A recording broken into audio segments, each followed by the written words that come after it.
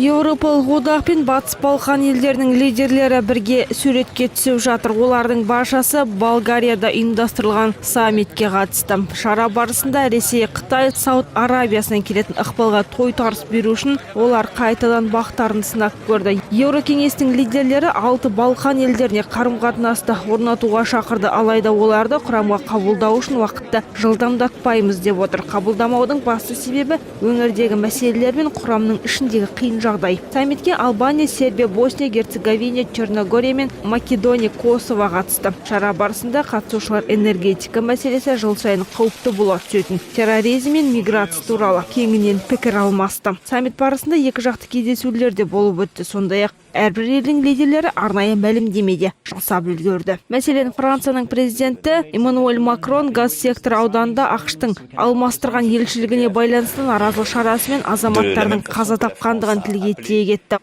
Франция керек болған кезде бейбіт шерулер ұйымдастырғанды қолдайды. Сондай-ақ біздер Хамас пен өзге ұйымдардың Израильдің қауіпсіздігіне байланысты мәлімдемелерін сынға аламыз.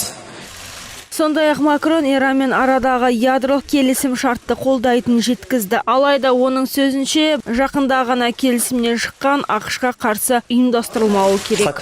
Біздер ақшқа қарсы Иранмен серіктестері болмаймыз. Мен кейде бірқатар пікірлерді оқып естіген тұста олай жасау керек деп айтылып жатады. Алайда бұл қателік екендігін атап өткім келеді. Бұл сауалға байланысты Еурокеңестің төрағасы да арнайы мәлімдеме жасады. Еурокеңестің төрағасы Дональд Туск Брюссель еуропалық компаниялардың қызығушылығын қорғайтынын атап өтті. Біздер бірауыздан Иранмен ядролық келісімнен шықпайтынымызды айтқымыз келеді. Сондай-ақ Еурокеңеске еуропалық қызығушылықты қорғау үшін рұқсат та берілді. Яғни Еурокеңестің құрамындағы елдер арнайы заң жобасын қабылдауды жоспарлап отыр. Бұл заңнамада еуропалық компаниялар Иранға қатысты америкалық санкцияларды орындамауы айтылатын болады.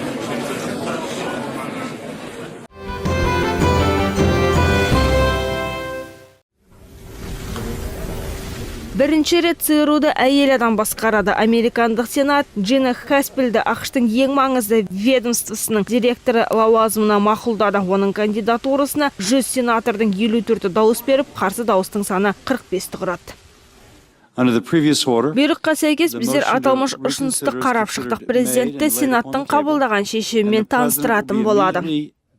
ЦРУ-дың директорының лауазымына Хаспельдің кандидатурасын Дональд Трамптың өзі ұсынған болатын. Ол аталмыш ведомствода 30 жыл бойы қызмет етіп келеді. Дауыс беру шарасында Хаспельге терроризмге барды деп айыпталған азаматтарды қорлауға қатысы бар деген айыптарды тағылды. Аталмыш шараларды 2000 жылдардың басында Таиландта орналасқан ЦРУ-дың түрмесінде қолданылған. Белгілі сол кезде аталмыш түрменің директоры Хаспель болатын. Мен қиын қыстау кезеңде қызмет жасадым. Қазіргі таңда ЦРУ-дың басшысы ретінде бұрын қолданған бағдарламаларды қайтадан қолға алмайтынымызға уәде беремін. Өткен жылдың ақпан айында Трамп мырза оны ЦРУ-дың директорының орынбасары қызметіне тағайындаған болатын.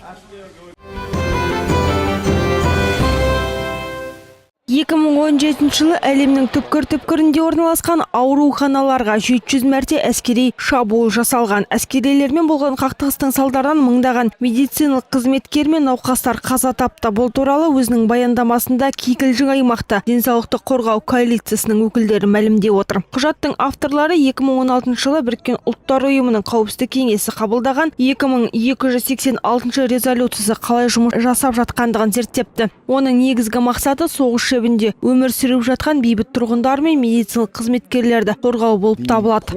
Соғыс туралы заңнамаға сүйенсек, бейбіт азаматтарға, соның ішінде медициналық қызметкерлерге шабуылдауға болмайды. Алайда заңда көрсетілген шектеулерге қарамастан шабуылдар орын алып тұрады.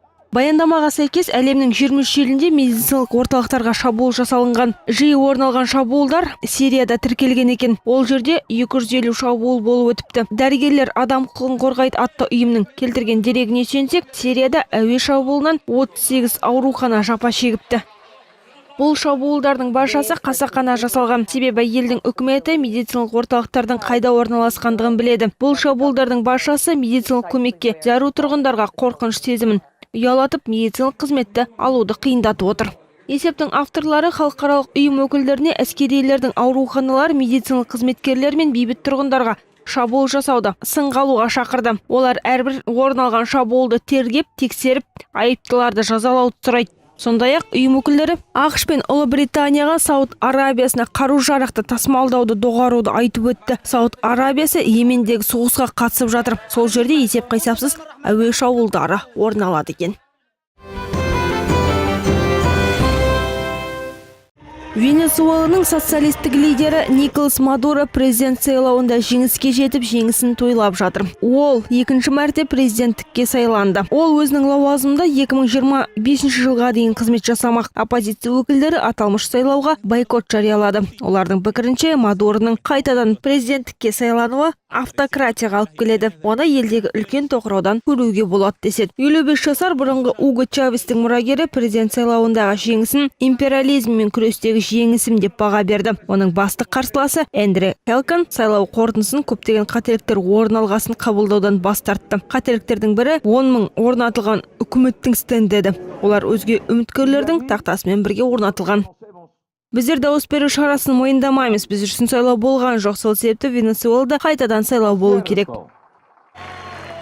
Алайда Мадуроның мыңдаған жақтасы Мира Флорес сарайының алдына жиналып, жеңістерін тойлауда. Жаңадан сайланған президент өз сөзінде экономиканы 5 жылда жақсартам деп отыр.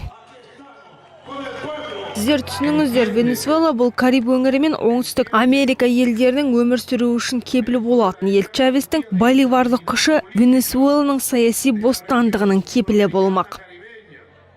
ақш сайлаудың қорытындысын жалған деп отыр. Ол Венесуэлаға мұнай санкцияларын жариялаймыз деп қорқытады. Мұнай санкциясының салдарынан мұнай өндіру ісі кенжелеп, жұмысшылардың иммиграциясы артыпты. Ертеректе олардың европалық әріптестері мен үлкен Латын Америкасының елдері бірнеше мәрте сайлауда оппозицияға берілген талап әділетсіз дегенді айтқан еді.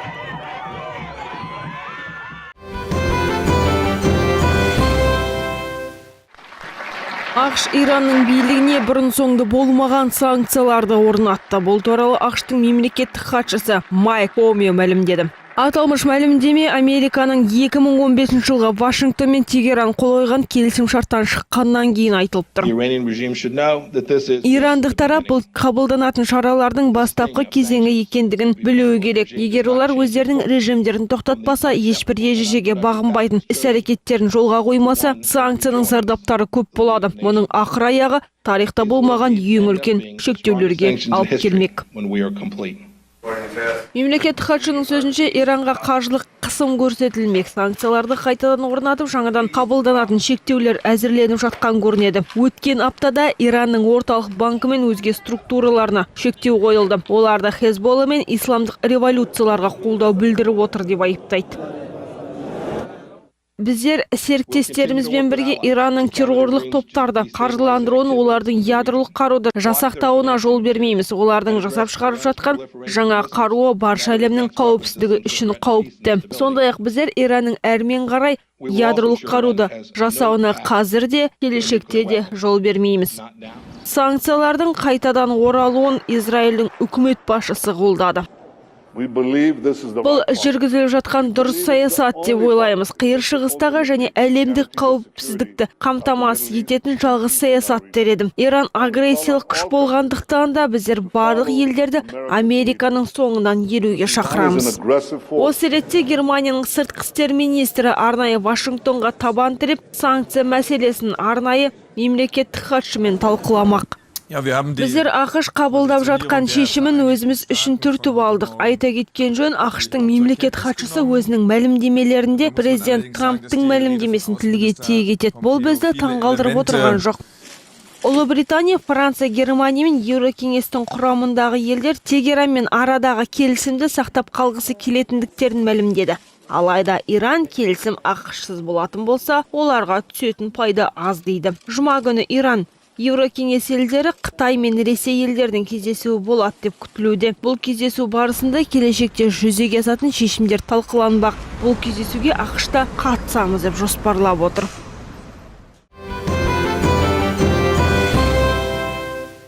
Дүйсенбі күні Конго Демократиялық Республикасында Эбола вирусына қарсы екпе басталды. Дүниежүзілік денсаулық сақтау ұйымының өкілдері бұл елге 7,5 мыңнан астам эксперименталды вакцина жіберді. Олардың 440-ын аталмыш дерттен қаза тапқан Манбака қаласына бөліп отыр. Бірінші кезеңде Манбакадағы азаматтарды жинау қиынға соқпайды. Екпені дөңгелек әдісімен жасайды, яғни екпені дертке шалдыққан азаматтармен қарым-қатынаста болған жандар алады. Медициналық қызметкерлер де осы вакцинадан өтеді.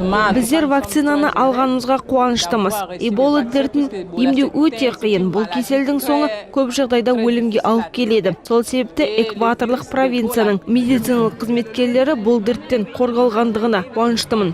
Вакцинация үшін әлі лицензия алмаған эксперименталды екпе пайдалануда. Оны Merck компаниясы шығарған. Бұрын 2015 жылы бұл екпені өз еркімен вакцинация жасатқысы келген гвинейлік азаматтарға сыналып көрген екен. Зерттеулердің нәтижесінде бұл екпе адамдарға ешқандай қауіп төндірмейтіндігі және вирустан қорғайтындығы анықталған. Егер біздер вирусты тоқтата алатын болсақ, халықаралық ғылыми орталыққа өз пайдасын тигізетін болады. Біздер Гвинея, Сьерра-Леонемен және осы өңірдегі екпенің сәтті жасалғандығын дәлелдейтін боламыз. Дүниежүзілік денсаулық сақтау ұйымы қазіргі дерттің таралуына байланысты Конго елінде 46 адам осы ауруға шалдыққандығын анықтап отыр.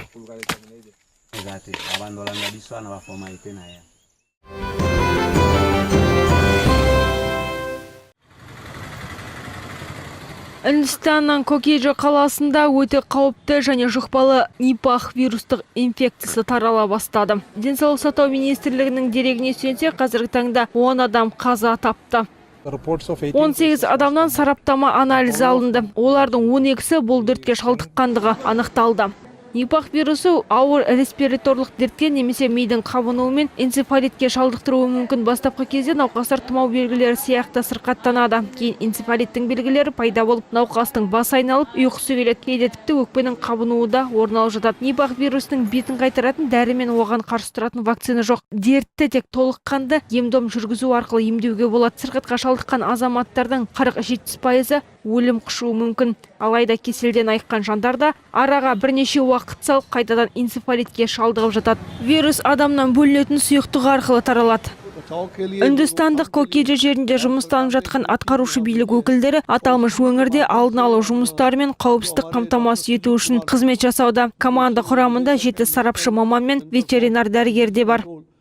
Үндістанның аумағында Нипах вирусы 2 мәрте таралған болатын. 2001-2007 жылдары аталмыш жағдай орын алған еді. Сол кезде жалпы алғанда 71 адам кеселге шалдығып, олардың 54-і қайтыс болған еді.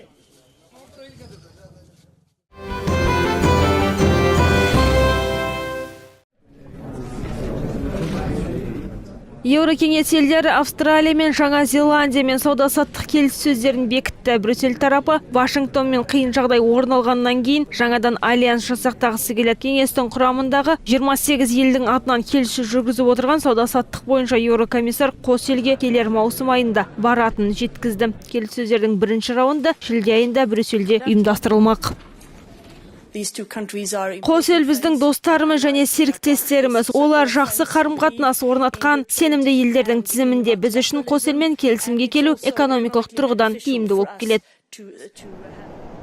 Европалық саясаткерлердің болжамы бойынша келіссөздер Еурокеңес экспорттайтын тауарлардың Австралия мен Жаңа Зеландияға тасымалдауын қамтамасыз ететін көрінеді. Алайда Европалық нарықта фермерлік импорттың өнімін, яғни сиыр еті мен сүтті тасымалдауға қарсы шығып жатыр. Дональд Трамп президенттікке сайланғаннан соң Еурокеңес пен ақш арасындағы сауда альянсы тоқтап қалды. Сол себепті Брюссель өзге нарыққа шығып сауда келісімдерін жасақтауда. Ертеректе Еурокеңес Жапония, Мексика, Сингапур мен Вьетнам арасында келісімге қол қойды. Сондай-ақ олар Аргентина, Бразилия, Парагвай мен Уругвай арасында да келіссөздерді жүргізіп отыр.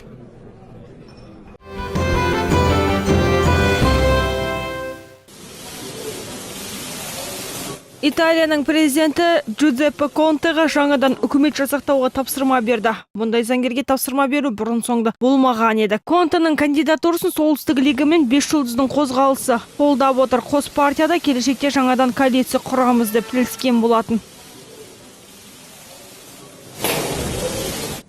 Il Presidente della Repubblica mi ha conferito Елдің башысы маған үкіметті жасақтайтын мандат берді. Осы тұрғыда бір келісім болған еді. Егер мен жаңадан парламентті жасақтай алсам, партиялардың ой пікірін қамтитын жаңа бағдарлама ұсынатын боламын.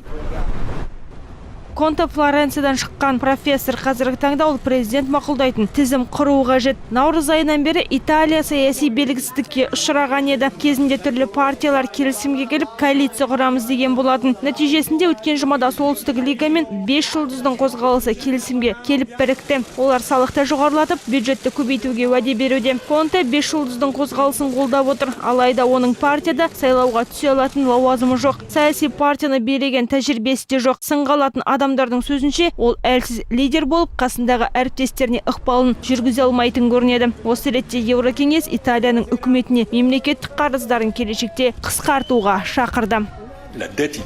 Италияндық қарыз бұл Италияның келешегінің көрсеткіші. Бұл бірінші кезекте азаматтардың көрсеткіші. Бұған жауапкершілікпен қарау керек. Біздер Италияны құрметтейміз. Олармен достық қарым-қатынастамыз. Сол себепті аталған мәселеге жауапкершілікпен қарайды деген сенімдеміз.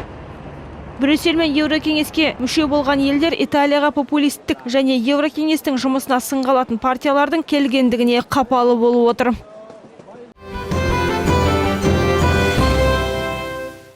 Брюссель сот ғимаратының алдында наразылық шарасына қатысып жатқан азаматтар балалар киімдерін іліп жатыр. Оның қасында босқындар отбасынан шыққан 2 жастағы қыз баланың суреті де тұр. Бір жұма бұрын оны полиция заңсыз мигранттарды қуып бара жатқан кезде абайсызда атып тастаған еді. Баланың өлтіруіне қарсы наразылық шарасына 500 адам қатысқан.